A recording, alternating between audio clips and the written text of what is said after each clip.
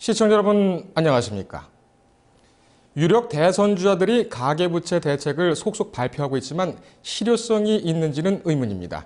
이 빚을 갚아주기 위해 국가가 돈을 쓰겠다고 나서 도덕적 해이를 부추긴다는 지적을 받는가 하면 이미 시행되고 있는 제도를 공약으로 내세워 재탕이라는 비판도 받고 있습니다. 취재기자와 함께 대선 주자들의 가계부채 대책 심층 비교 분석해 보겠습니다. 송주연 기자 나왔습니다. 자, 송 기자 안녕하십니까? 안녕하십니까? 네. 지난 주말이었죠. 박근혜, 문재인, 안철수 이 세 유력 후보가 일제히 대선 공약과 함께 서민 가계부채 대책이 된 그런 정책들을 내놓았습니다. 구체적으로 어떤 내용들이 오갔습니까? 네, 대선 후보들의 공약을 요약하자면 한마디로 돈은 풀고 금리는 낮추고라고 볼 수 있습니다. 네. 공공재원을 마련해 빚을 줄여주거나 임차보증금을 지원해주는 것과 함께 이 금리를 낮춰서 대출 금리를 깎아주는 것 등이 있는데요. 먼저 박근혜 새누리당 후보는 최대 18조 원 규모의 국민행복기금을 만들어서 가계부채 문제를 해결해 주겠다고 밝혔습니다. 네. 이 기금으로 서민들의 고금리 부담을 덜고 금융채무 불이행자, 즉 신용불량자들의 신용회복을 지원하겠다는 겁니다. 필요한 재원 18조 원은 정부가 자산관리공사의 운영을 위탁한 신용회복기금과 부실채권 정리기금, 잉여금 등을 기반으로 채권을 발행해서 조달하기로 했습니다. 네. 대규모의 공공재원을 쏟아부어서 빚잔치를 해준다는 지적을 피하기가 어려워 보입니다. 네. 안철수 무소속 후보는 2조 원 규모의 진심 새출발 펀드를 만들겠다고 약속했습니다. 펀드 재원은 금융회사와 정부의 공동 출자를 통해 해결한다는 구상입니다. 네. 안 후보는 이 펀드로 부양가족이 있는 가구주 1명당 최대 300만 원씩 주택 임차 보증금을 지원하겠다고 발표했습니다. 네. 정부와 금융회사가 세입자에게 임차 보증금을 대주는 겁니다. 네. 그런 세 후보의 지금 그 정책들을 가만히 보니까 이 빚을 많이 지는 사람일수록 정부가 직간접적으로 돈을 대준다. 이렇게 이해가 되는데 이렇다 보면은 빚 안 갚고 이렇게 버티는 그런 사람도 좀 나오겠습니다. 네, 그렇습니다. 때문에 빚을 갚지 않고 버티면 결국 정부가 해결해 준다는 도덕적 해이를 불러올 수 있다는 지적을 그런 우려가 커지고 있습니다. 네. 또 재원 조달과 지원 대상 선정에 있어서 사회적 공감대가 이루어지지 않으면 오히려 사회 갈등을 유발할 수 있다는 목소리도 높아지고 있습니다. 네. 그런 면이 좀 문제로 지적이 되겠군요. 이 후보들이 또 모두 대책으로 또 내놓은 것이 금리 인하 부분 아니겠습니까? 네, 어떤 그렇습니다. 내용이 오갔습니까?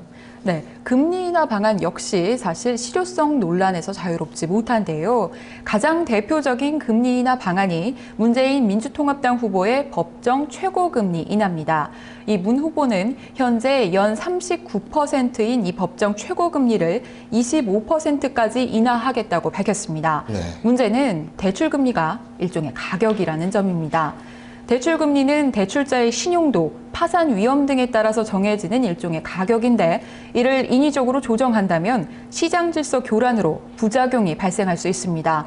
게다가 법정 최고금리를 급격히 낮출 경우 양성적으로 이루어지던 대부업의 음성화를 야기할 수 있습니다. 네. 수익이 악화된 대부업체들이 불법 사채 시장으로 옮겨가 돈 빌리기가 어려운 서민들이 더욱 고금리에 시달릴 수 있는 겁니다. 그렇군요.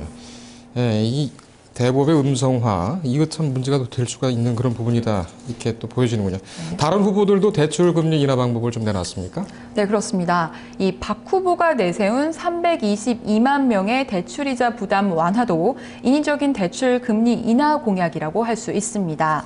전체 대출자 중 약 30%의 대출이자를 인위적으로 깎아주겠다는 것으로 가계부채 총량을 줄이는 근본적인 대책이 되기보단 금융회사의 건전성만 악화시킬 수 있다는 지적이 나오고 있습니다. 네. 안 후보가 제시한 파산자, 개인 회생자의 금융거래 제한 기간 단축도 마찬가지입니다.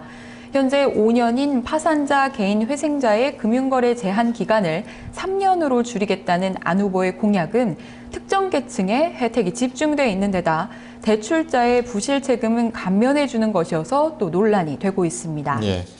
그런데 이 대선 후보들이 내놓은 그 정책 가운데는 이미 시행되고 있는 대책들, 시행되고 있는 정책들도 중복되고 있다면서요? 예, 맞습니다. 이 박 후보가 제시한 현금 서비스와 카드론 등 이 현재 20%의 고금리 대출을 10%대로 전환해주는 그런 대책을 발표를 했는데요. 이는 현재 캠코가 지원하고 있는 바꿔드림론과 비슷한 대책을 내놓은 겁니다. 또 문 후보가 주장하고 있는 장기 고정금리식 주택담보대출 구조 전환 역시 금융당국이 현재 정책으로 추진하고 있는 겁니다. 또 안 후보의 매각 후 임대나 신탁 후 임대 역시 우리은행이 신탁 후 임대 방식으로 이미 도입해서 추진하고 있는 겁니다. 결국 재탁 논란에서 피해가기 어려운 거죠.